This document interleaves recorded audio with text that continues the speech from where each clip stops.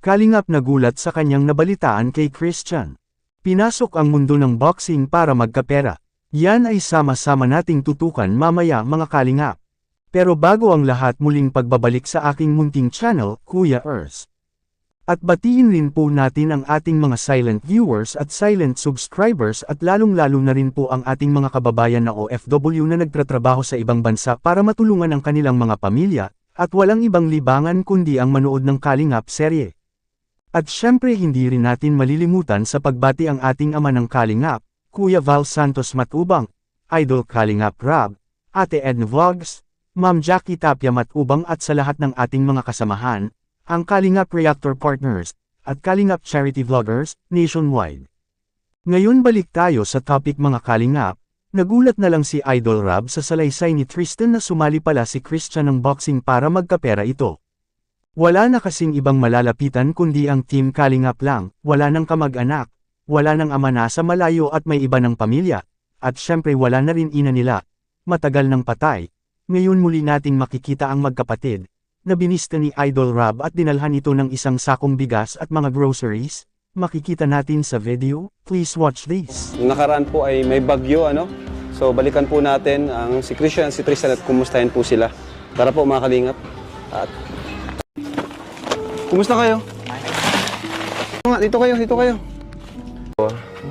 Kumusta naman kayo dito nung nagbagyo? Alam naman natin na napakalakas ng ano. Siguro kailangan trapal muna pansamantala sa tingin nyo. Trapal na muna. Sige, sabihan ko sila Supermac na kahit walang vlog, puntahan nila ito, lagyan ng trapal para habang di pa ginagawa yung bahay nyo, meron kayong ano, hindi na kayo maglalagay ng kung ano-ano para matapalan. Ang ano yung pag-aaral niyong dalawa? Ayos lang po. Ha? Hindi po kami nagpasok ngayon at nanood po kami ng boxing baga po sa club. Boxing? Kaya po, meron po dyan. May piyesta ba ngayon? Kailan ang piyesta? Sa... Boxing? Nagsali kang boxing? Kumusta? Talo po yan. Ayos ah. Pero di man po ako Kaya pala parang namamanas yung mukha mo. Siya nga. Pero di man po ako ano lang, inewan ko lang din. Napagod ako. Mahirap? Napagod lang. Napagod. Di man po Galing sa mo. ano. Pero mahilig ka sa boxing talaga? Nitry ko lang at sayang Nag-try. di naman po yung premyo eh. Pang garagastos na din po. Grabe ano. Kagabi lang. Inisip mo yung premyo pang ano nyo. Nagsali kang boxing. Sa ngayon na lang din pati po ako nag-absent. Isang beses pa lang. Very good yan. Ano? Dagang pasok po. So, ayan. At, ayan. So, kumusta naman dito? Ano? Talagang ano na talaga mga Kalingap. Tingnan yung bahay nila. Yun nga, di ba? Naintindihan nyo naman no, na di pa masimulan yung bahay nyo kasi wala kayong malilipatan. No? Pero magsabi lang kayo kung may malilipatan na kayo para masimulan na yung bahay nyo. Ano? Magluluto. Kailangan birthday nyo dalawa? Tapos na po yan. May pa po sa akin. Ikaw? Ma-birthday pa lang po, October 14 po. Yan, ikaw malapit na, no? Ikaw naman, May. Anong plano nyo pag piyesta ba? Nahanda kayo? Nandito ba si mama mo? Pag may pera po nahanda, pero po pag wala po, di po kami nahanda. Naluto Makikikain na lang lang. ng ulam, gano'n. Makikain na lang kayo at dalawa lang naman kayo. So, Ito? Pag gabi lang po, nakatap lang po kami sa barangay. So, anong sabi ng mga kamag-anak nyo? Di ba kinakamusta ba nila kayo? wala akong paramdam. Talagang kanya-kanya na, no? Kayong dalawa ay wala na talaga. No? Sa inyo na lang po kami talaga kaya umasa ng mga pangangailangan po namin. At mga kamag-anak po namin ay parang wala na pong ano. Hindi po nag-intindi. So, malaking bagay talaga sa inyo nang natagpuan kayo ng Team Kalingap. Ano? Every time ba na parang yung ano, yung parang nawawalan kayo ng pag-asa ay iniisip niyo na lang na may Kalingap na tutulong sa inyo, parang ganun. Yung, diba sabi ko nga sa inyo dati, ay kami ay parang mga kapatid niyo na rin, kuya, ano. Ayan, at welcome kayo sa bahay, ano, kahit anytime kayong pumunta doon. Basta yun nga, ang sabi namin, ang ano lang sa amin lang, yung gawin niyo yung part niyo, mag-aral kayo mabuti, huwag magpasaway, huwag magbisyo, ano, yan ang pinakaayaw namin, yung bisyo. Talagang nawawalan kami ng gana pag ganyan. Kasi sa halip na yung tinutulong namin ay napupunta sa pagkain, pangailangan nyo ay napupunta pa dun sa bisyo. Ano? Alam po talaga kaming wisyo. Yan. Okay yan. Kaya gusto lang yung mga pagkain ng mga ganun. So, kumusta naman yung pakaramdam nyo ngayon? Yung puso nyo, kumusta? May namimiss ba kayo ngayon? O may na... Wala. lagi naman po namin talagang namimiss si mama. At palagi. Nadalaw nyo na ba sa ano? Yung huli pa, yung birthday pa, no? Grabe. Pero sa prayer nyo, anong mga pinagdarasal nyo? Kayong dalawa? Bago matulog. Nagpapasalamat po ako minsan sa Diyos po na binigyan kami ng mga pagkain sa araw-araw sa mga sakit. Iniwas po kami niya sa mga sakit, sa mga yung pinatili niya po niyang malusog ang aming mga pangangatawan po. Yun po. Sa pinagpipray din po namin mga kakilala po ng mga kaibigan po. Kayo na din po. Siyasama din po namin kayo sa pagpipray. Thank you. Grabe ang sakripisyo ng magkapatid na ito. May payo si Kalingap Rab sa kanila na dapat sundin ito. Dahil parang kapatid na ang turing nila Idol Rab sa magkapatid. Kaya anuman ang mangyari hindi iiwan nila ang magkapatid. Sa ngayon, ang plano ni Idol Rab, habang hindi pa natatapos ang bahay ni Super Mac, lagyan muna ng trapal ang bahay nila. At kung tapos na ang bahay ni Super Mac, pwede sila titira doon pang samantala, habang inaayos ang bahay ng magkapatid. Nabilib si Idol Rab sa ginawa ni Christian, sumali pala ito sa isang boxing match para magkapera ito. Mahirap ang kalagayan nila Tristan at Christian kaya naghanap ito ng mapagkakakitaan, wala na kasing tutulong sa kanila. Except sa Team Kalingap na laging nandyan para tulungan ang mga bata, kaya laging nagpaalala si Idol Rab. At naawa ito sa kanilang kalagayan ngayon, pero gusto ni Idol Rab na makapagtapos ito ng pag-aaral hanggang kolehiyo. Yan ang plano ni Idol Rab sa mga bata. Ngayon makikita natin sa video ang pag-uusap nila, please watch this. Ikaw naman Tristan, ano yung pinagpe-pray mo kay Lord tuwing gabi? Siyempre, kailangan yun mabuti pong kalusugan, iwas po sa sakit, sa disgrasya po. Saka po yung, pipili po kay mama na, maraming salamat po sa tulong po niya sa amin nung buhay pa po siya. Grabe, nakakatuwa naman at talagang di nawawala yung pag-ano nyo sa kanya, no? Pag-acknowledge, pagpapasalamat kahit wala na siya.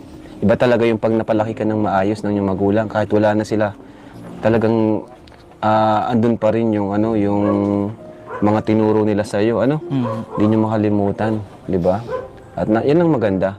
Kasi kahit wala na si mama mo, at least panatag siya, no? Na nasa mabuti kayong kalagayan kahit di pa ayos yung bahay nyo. Kahit tulo, ayan, madali lang naman yan magawa ng paraan. Pero kung wala nang tumutulong sa inyo, wala nagagabay, paano na, no? Sa tingin nyo, kung walang kalingap, nasaan kayo ngayon? Diyan po sa mga kung nagang racket, ganun. Pero natutuwa naman ako kasi yung binibigay namin is na pagkakasya nyo naman. Di naman kayo pumapayat ng sobra.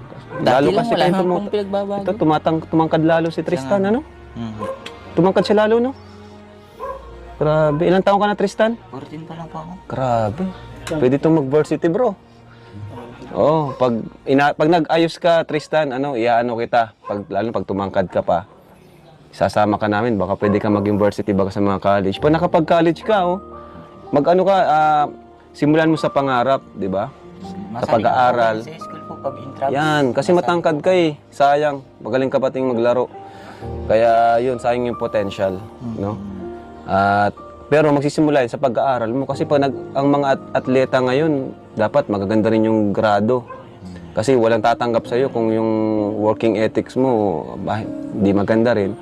So kapag nag-aaral ka, pag maganda yung grades mo, yun din kukunin ka din nila mga coaches, no? Hindi lang kasi pwedeng magaling ka lang, dapat magaling ka rin makinig at marunong ka rin yung umintindi ng mga... May talino din. Oo, may talino din. Hindi yung puro galing lang. Kaya pagbuti mo yung pag-aaral mo, no?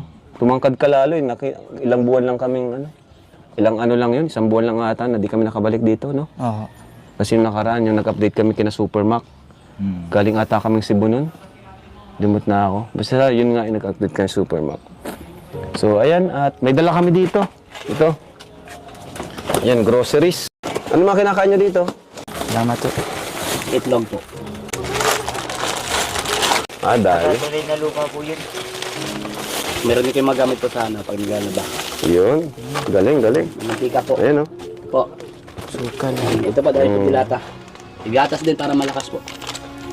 Grabe. Coffee. Panel, At ngayon naman, may bibigay po tayo sa kanilang allowance mula naman kay andito. At ayan, so ito yung ano din, no? Matagal nang tumutulong sa inyo magkapatid. Napakabuti ng kanyang puso at di nila kayo nakakalimutan. So, simula pa nang na-scout kayo, no? Or ma-vlog ko kayo, ito talaga palagi nagbibigay sa inyo. Si Tita Juliana White, yan, thank you so much po sa inyo. At nagbigay siya ng another 5,000 para kina Christian and Tristan. Ayan, 1, 2, 3, 4, 5,000 pesos. Ano? So dadagan mo na ito mula sa akin. Yan, allowance yung 3,000. Ano? Plus itong groceries. Ayan. So anong mga gamit ang kailangan nyo dito? Ako kasi di pa masyado nagdadala ng gamit kasi di pa naman ayos yung bahay nyo. Baka mabasa lang ng ano. Ano? Salamat po sa iyo, Tita Juliana, sa tulong niyo pong allowance po sa aming dalawang magkapatid. Salamat po. Ayan. Thank you kayo kay Tita Juliana. Maraming salamat po kay Tita Juliana sa bigay pong allowance po namin sa school po. Pang-baon-baon din po, pang-bili-bili din po. Yun. Maraming salamat po. Okay, so nagtitipid naman kayo? Marunong naman kayo magtipid? Ayos yan. At pakatatag lang kayo, no? 14 ka pa lang, ano, pero kami ay kahit naawa kami sa inyo, bilib pa rin kami sa inyo kasi mahirap yung walang magulang, no? Na sa araw-araw walang maglalaba, walang mag-aasikaso, walang magpapaalala na, di ba? Walang mag-attend ng ano, tuwing may meeting sa school, no? Mahirap yun pero bilib kami sa inyo kasi tinatatagan nyo. Yun po mga kalingap, nasaksihan na po natin ang magkapatid, kaya ipagdasal natin ang dalawa na makamit nila ang kanilang mga pangarap sa buhay. Sobrang kawawa kasi yung dalawa, buti na lang nandyan ang Team Kalingap. Malaki ang pasasalamat ni Christian at Tristan sa pamilyang Kalingap. Sanay nagustuhan niyo po ang ating panibagong topic ngayon. At hanggang dito lang po muna, ang ating Kalingap Kuya Earth's latest update ngayong araw mga Kalingap. Sanay lagi nating suportahan si Idol Rab at Kuya Val sa kanilang mga vlog, dahil dito kinukuha ang mga gastusin tulad ng pabahay, allowance sa mga beneficiaries, pagkain, groceries, gamot at iba pa. At huwag rin kalimutang mag-like at subscribe at i-on ang notification bell for more updates. Maraming salamat po, mabuhay tayong lahat, to God be all the glory.